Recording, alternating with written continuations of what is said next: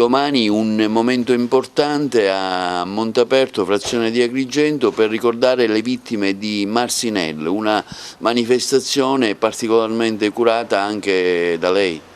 Sì, domani 8 agosto a Montaperto, nella piazza Caduti di Marcinelle, alle 18:30 si terrà questo momento di commemorazione in onore delle vittime di Marcinelle.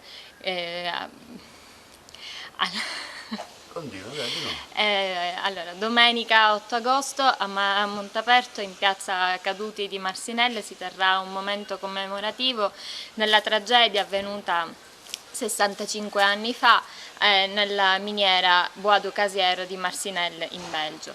In quell'occasione, proprio l'8 agosto del 1956, a causa di un incendio morirono 262 lavoratori, 136 erano emigrati italiani, 5 siciliani e 2 agrigentini, Baio e Reale, originari proprio di Montaperto. Sentiamo molto forte il desiderio e il dovere di ricordare questi nostri compaesani e insieme a loro tutti i martiri del lavoro in Italia e nelle zone di emigrazione, nei luoghi di emigrazione.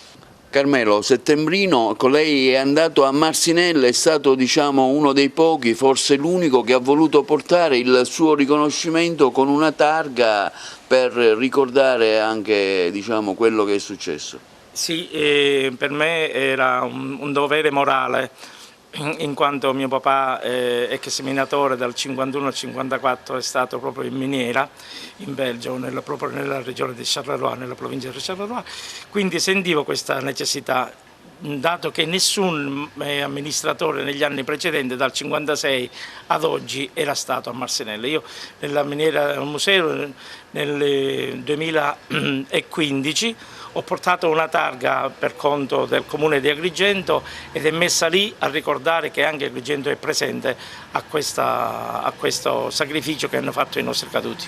Ecco, Rai 3 so che è interessata all'evento anche per la manifestazione di domani, quindi un momento importante, no? Non dimenticare. Sì, non dimenticare è importantissimo, perché un paese che non ha una memoria non ha un futuro, e quindi mi fa molto piacere che mi hanno contattato la testata del TG3 Sicilia, perché domani vogliono essere presenti per ricordare questo momento importante che nessuno deve mai dimenticare. Quindi ricordiamo l'orario?